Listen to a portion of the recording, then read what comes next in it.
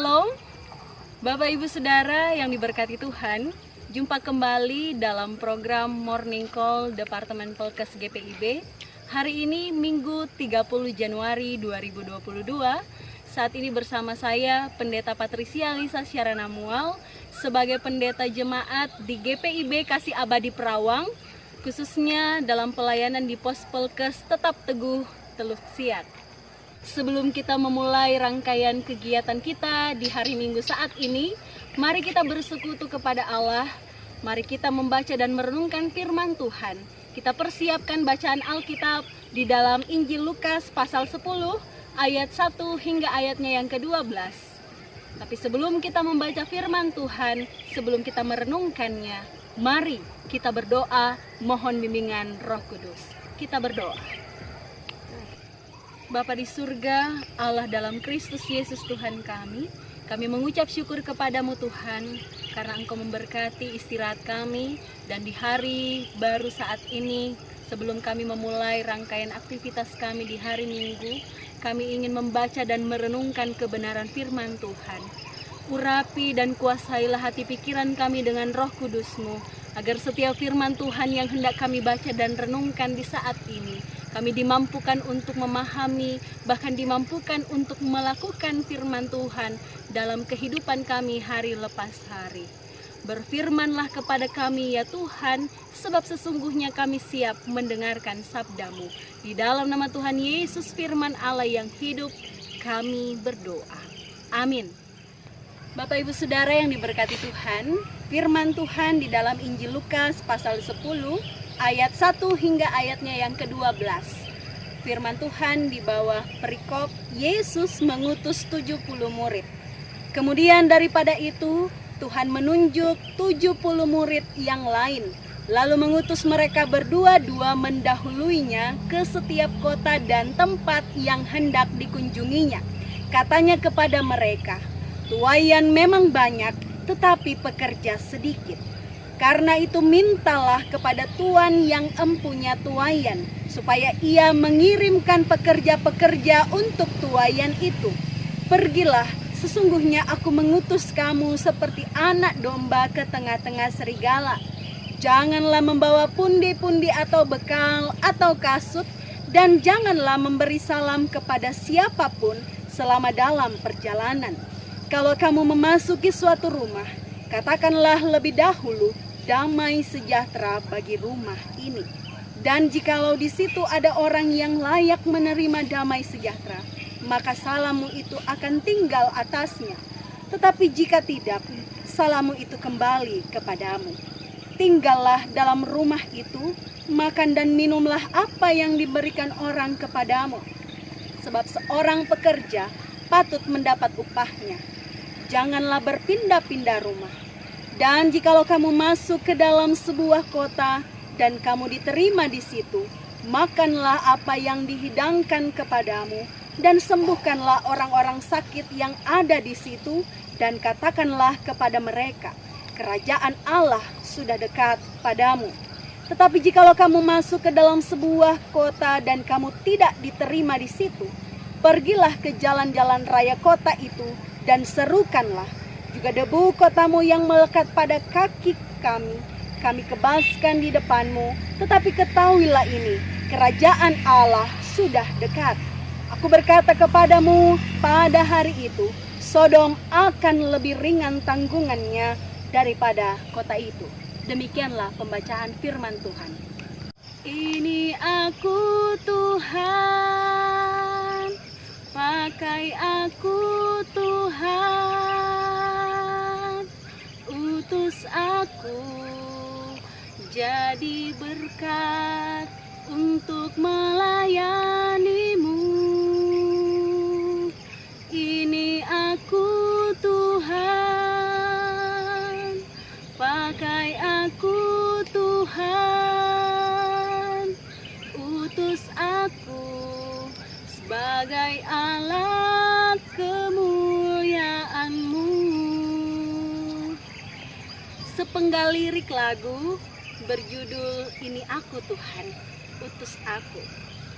menjadi pembukaan di dalam mengawali perikop bacaan saat ini dengan tema diutus melayani.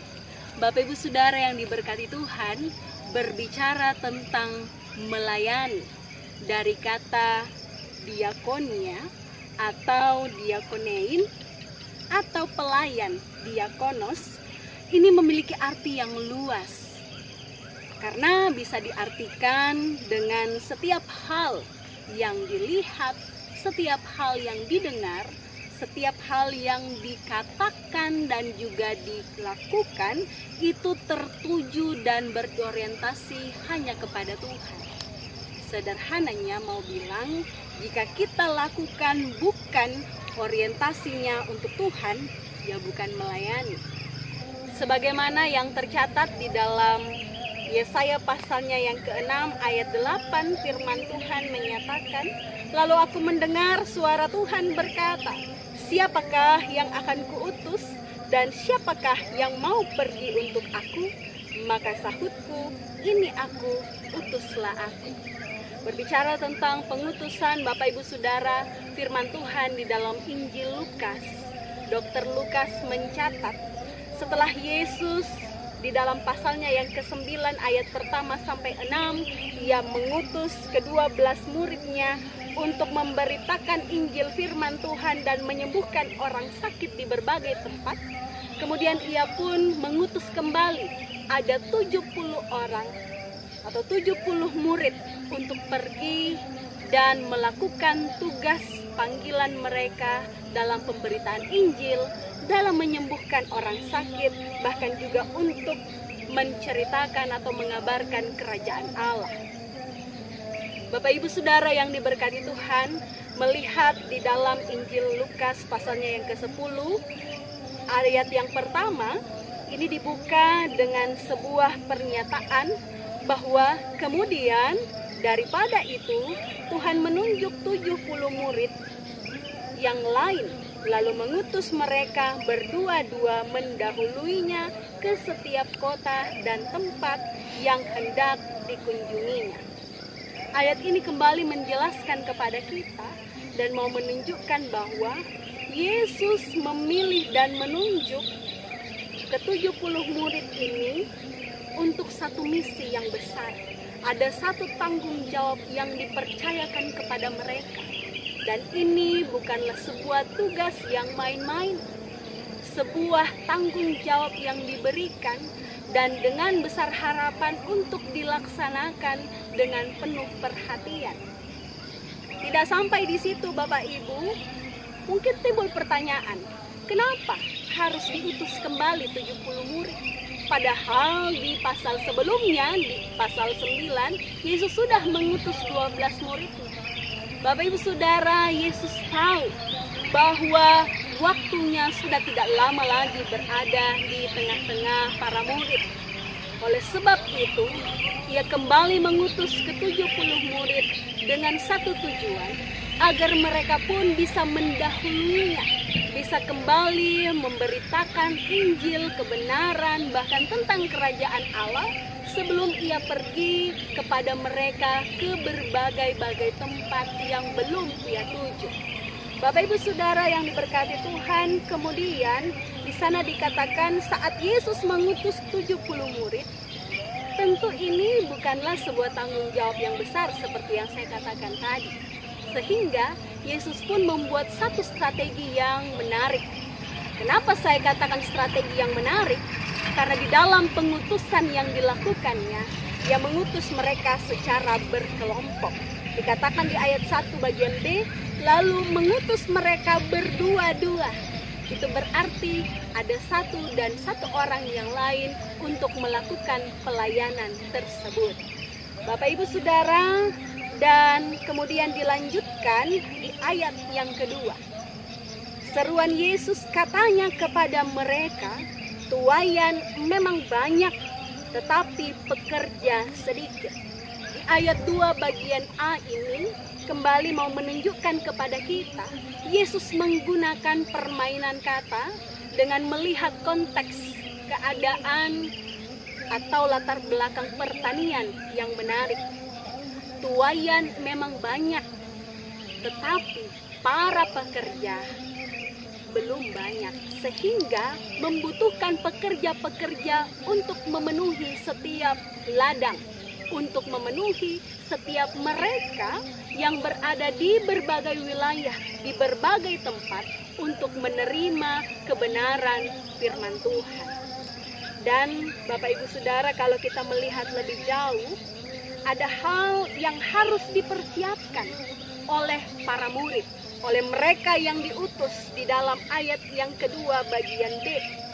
Karena itu mintalah kepada Tuhan yang empunya tuayan, supaya ia mengirimkan pekerja-pekerja untuk tuayan itu. Menariknya, Yesus mengajak para murid dan kita sekalian, ketika kita hendak diutus, ada satu hal yang harus kita kuatkan lebih dahulu dalam permohonan kepada Tuhan melalui doa. Untuk senantiasa Allah mengeguhkan, menetapkan, bahkan memampukan kita, sehingga ketika kita melangkah, ketika Ia mengutus kita, kita pun bisa siap sedia. Apapun situasi dan keadaan yang akan terjadi. Di ayat yang ketiga Bapak Ibu, ketika kita melihat di sana dibuka dengan sebuah kata perintah. Pergilah. Sesungguhnya aku mengutus kamu seperti anak domba ke tengah-tengah serigala. Bapak Ibu, kalau kita melihat secara keseluruhan, ayat yang ketiga sampai dengan ayatnya yang ke-11, ini merupakan bagian dari perjalanan pelayanan yang dipenuhi dengan berbagai tantangan dan pergumulan. Kenapa saya katakan tantangan dan pergumulan? Bapak Ibu, di ayat 3 ini adalah tantangan yang pertama yang Yesus mau tekankan untuk disimak baik-baik. Bahwa dalam perjalanan untuk pelayanan itu tidak mudah. Tidak seenak kedengarannya melayani dengan baik-baik saja. Tapi tantangan yang harus dihadapi, pergilah, sesungguhnya aku mengutus kamu seperti anak domba ke tengah-tengah serigala. Apa maksudnya ini? Seolah-olah ada kiasan yang tersembunyi yang dilakukan, ya, yang dituliskan oleh Dr. Lukas yang memakai kata domba dan serigala. Kita tahu bahwa hewan domba adalah seekor hewan yang memiliki karakter lemah. Tapi di samping itu, domba juga memiliki karakter yang menarik.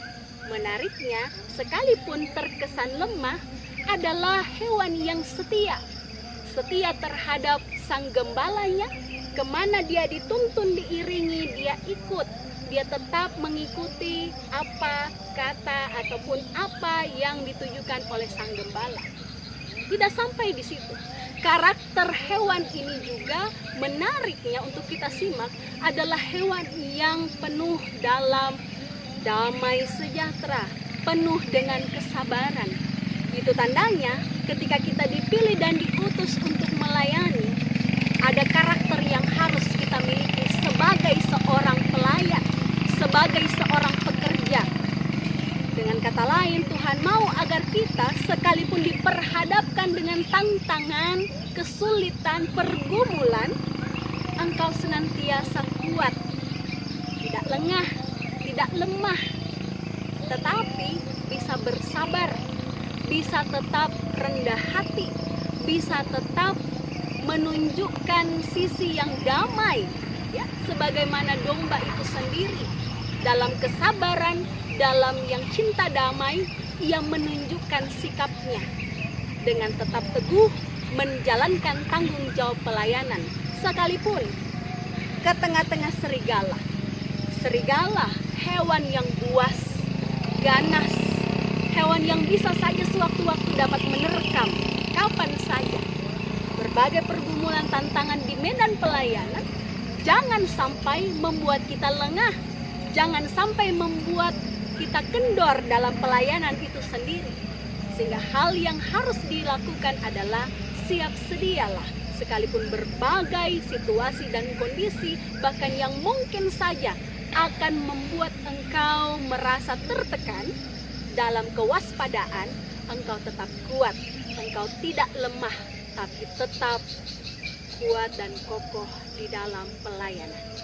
Hal berikutnya, tantangan di ayat yang keempat, janganlah membawa pundi-pundi atau bekal atau kasut, dan janganlah memberi salam kepada siapapun selama dalam perjalanan. Ini mau menunjukkan tentang kebutuhan-kebutuhan jasmani kita. Banyak hal yang kita butuhkan dalam sisi kebutuhan jasmani. Manusia membutuhkan makanan, bekal. Manusia membutuhkan uang untuk mencukupkan segala sesuatu. Tapi menariknya, Yesus menekankan di ayat yang keempat, janganlah membawa segala sesuatu. Tidak dibawa. Kenapa demikian? Mungkin kita berpikir, padahal ini kan baik untuk bersiap sedia saja. Tapi Tuhan tekankan jangan membawa setiap hal. Dan ini juga sama dengan pasalnya yang ke-9 Injil Lukas ayatnya yang ketiga. Di sana Yesus katakan kepada para murid, katanya kepada mereka, jangan membawa apa-apa dalam perjalanan, jangan membawa tongkat atau bekal, roti atau uang, atau 2 helai baju.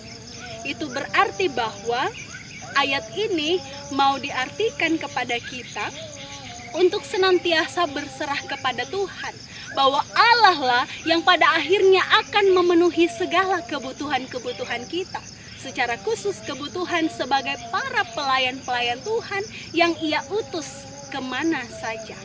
Bapak, Ibu, Saudara yang diberkati Tuhan, dan juga janganlah memberi salam kepada siapapun selama dalam perjalanan. Bukan berarti mau mengajarkan kita untuk ego ataupun cuek dengan hal-hal orang-orang sekitar kita. Tapi bagaimana ayat ini lebih diartikan untuk bisa lebih fokus dengan apa yang akan kita kerjakan dalam pelayanan tersebut.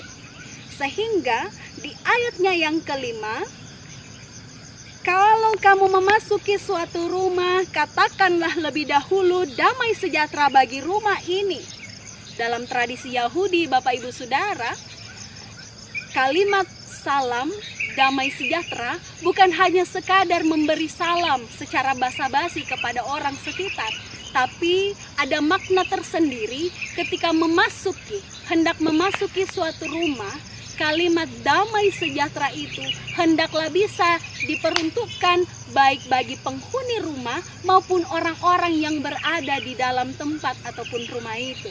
Sehingga damai sejahtera benar-benar dirasakan dampaknya bagi orang-orang yang berada di tempat tersebut. Bapak, Ibu, Saudara yang diberkati Tuhan, dilanjutkan di ayatnya yang ke-6. Dan jikalau di situ ada orang yang layak menerima damai sejahtera, maka salammu itu akan tinggal atasnya. Tetapi jika tidak, salammu itu kembali kepadamu. Masih berbicara tentang salam damai sejahtera. Itu berarti bahwa salam ini sangat penting. Kalimat atau kabar tentang damai hendaklah tetap disiarkan bagi setiap para pelayan-pelayan yang diutus untuk menyampaikan Injil kebenaran Tuhan. Lanjutkan dengan ayatnya yang ke-7, tinggallah dalam rumah itu, makan dan minumlah apa yang diberikan orang kepadamu, sebab seorang pekerja patut mendapat upahnya. Janganlah berpindah-pindah rumah. Ayat 8 juga lanjut, dan jikalau kamu masuk ke dalam sebuah kota dan kamu diterima di situ, makanlah apa yang dihidangkan kepadamu. Bapak, Ibu, Saudara yang diberkati Tuhan, ayat 7 dan ayat 8 di sini mau berbicara tentang sebuah penerimaan. Ketika kita dalam sebuah pelayanan yang dilakukan, lalu kemudian diterima dalam satu tempat ataupun satu wilayah, di situ dijamu, diberikan makan dan minum, maka bentuk makan dan minum tersebut adalah bagian dari penghargaan kepada para pelayan atau para pekerja. Sehingga ada sebuah tugas tanggung jawab yang diberikan. Tidak hanya sebagai pewarta ataupun pemberita Injil, para murid juga diberikan tugas di ayatnya yang ke-9. Sembuhkanlah orang-orang sakit yang ada di situ, dan katakanlah kepada mereka, kerajaan Allah sudah dekat padamu. Dua, tugas kemudian yang harus dilaksanakan dengan sebuah penyembuhan, dengan sebuah pemulihan kepada para jemaat atau orang-orang yang ada di tempat pelayanan, dan juga sebuah tanggung jawab sebagai pemberita Injil tentang kerajaan Allah. Dan di ayatnya yang ke-10 dan ayatnya yang ke-11 ini berkaitan sebelumnya dengan ayat 7 dan ayat 8. Ketika ada penerimaan, ada juga ternyata sebuah penolakan. Dan di ayat 10, ayat 11 di sana dikatakan, tetapi jikalau kamu masuk ke dalam sebuah kota dan kamu tidak diterima di situ, pergilah ke jalan-jalan raya kota itu dan serukanlah juga debu kotamu yang melekat pada kaki kami kebaskan di depanmu. Tetapi ketahuilah ini, kerajaan Allah sudah dekat. Bapak Ibu Saudara yang diberkati Tuhan, ketika kita pada akhirnya juga mendapatkan sebuah tindakan penolakan, apa yang harus kita kerjakan? Ayat 12 menjawab pergumulan tersebut. Aku berkata kepadamu, pada hari itu Sodom akan lebih ringan tanggungannya daripada kota itu. Itu berarti tugas panggilan kita sebagai para pelayan atau orang-orang yang diutus di tempat di mana saja kita berada, mari kerjakan bagian tugas kita. Selebihnya adalah bagian atau perkara Tuhan. Sehingga pada akhirnya segala sesuatu yang kita lakukan hanya berorientasi kepada Allah. Berserah kepada Tuhan dalam ayat yang keempat bagi saya menarik untuk kita renungkan bersama. Ketika Tuhan mengatakan untuk tidak membawa apa-apa, di situ tanggung jawab kita untuk senantiasa berserah dan mengandalkan Tuhan di dalam segala pelayanan yang kita kerjakan. Karena kita percaya dalam segala keterbatasan kita, Tuhan yang menyiapkan segala sesuatu. Apa yang harus kita takutkan? Tapi kuncinya, mari berserah dan sepenuhnya kita gantungkan segala sesuatu hanya kepada Allah. Sehingga pada akhirnya, Bapak Ibu Saudara yang diberkati Tuhan, hal yang terakhir, kerjakan bagian kita. Selebihnya adalah bagian Tuhan. Selamat hari ulang tahun bagi Pelkat Persekutuan Teruna GPIB. Bersemangat tanpa ragu-ragu untuk menjadi alat perpanjangan tangan Tuhan, menjadi saksi, menjadi berkat dalam kehidupanmu sebagai teruna-teruni masa depan gereja. Kata dan perbuatan ketika engkau diutus di mana saja engkau berada. Dan kepada kita, jadilah para pelayan Tuhan yang siap untuk dipakai, yang siap untuk melayani apapun situasi yang terjadi, dengan senantiasa berserah hanya kepada Tuhan. Mari kita berdoa. Di hadirat-Mu yang kudus ya Tuhan, kami datang menghampiri kekudusan-Mu, menaikkan pujian dan syukur kami. Engkau Allah kami yang sungguh amat baik. Engkau memberkati kami, bahkan Engkau boleh berkenan memberikan kami kesempatan untuk dapat mendengarkan dan merenungkan firman Tuhan di saat ini. Bapa, mampukanlah kami untuk tidak hanya menjadi pendengar firman Tuhan yang setia, tapi juga dimampukan menjadi pelaku-pelaku firman Tuhan dalam ketaatan dan kesetiaan kepada Tuhan. Sebagaimana perenungan kami di minggu pagi saat ini, Tuhan ajarkan kami untuk menjadi para pekerja, para pelayan-pelayan yang Tuhan panggil, Tuhan utus, di mana saja kami berada. Tuhan, kami siap untuk Engkau pakai, dan melalui kehidupan kami, biarlah nama Tuhan Yesus yang semakin dipuji dan dipermuliakan. Berkenan Tuhan, Engkau memberkati seluruh gereja-gereja yang ada di muka bumi dalam setiap pekabaran Injil. Tuhan memberkati secara khusus GPIB dalam penata layanan, fungsionaris majelis sinode dalam tanggung jawab pelayanan masing-masing bidang, maupun Departemen Pelkes dalam program-program yang dilakukan. Tuhan yang senantiasa memberkati di dalamnya. Bahkan secara khusus Tuhan, kami berdoa menyerahkan akan pemerintahan kami, negeri tempat di mana kami bernaung saat ini. Tuhan memberkati bangsa kami. Tuhan, biarlah belas kasih-Mu turun atas kami. Sekiranya Tuhan memulihkan negeri ini, karena begitu banyak pergumulan-pergumulan yang dihadapi oleh bangsa kami, oleh setiap masyarakat di tempat di mana mereka berada dalam segala pergumulan masing-masing. Di saat mereka mengalami kesulitan pergumulan, bahkan dalam keadaan pandemi COVID yang masih saat ini dirasakan dampaknya, Tuhan, Engkau juga hadir memulihkan keadaan mereka, baik yang di rumah maupun di rumah sakit. Ini doa dan permohonan kami ya Tuhan, sambut dan sempurnakanlah. Di dalam nama Tuhan Yesus Kristus, kami berdoa, berserah, dan bersyukur hanya kepada Bapa di surga. Amin. Bapak Ibu Saudara yang diberkati Tuhan, demikianlah Morning Call di hari ini. Selamat beribadah, selamat hari Minggu. Tetap menjaga kesehatan, menggunakan masker dan mencuci tangan. Tuhan Yesus memberkati.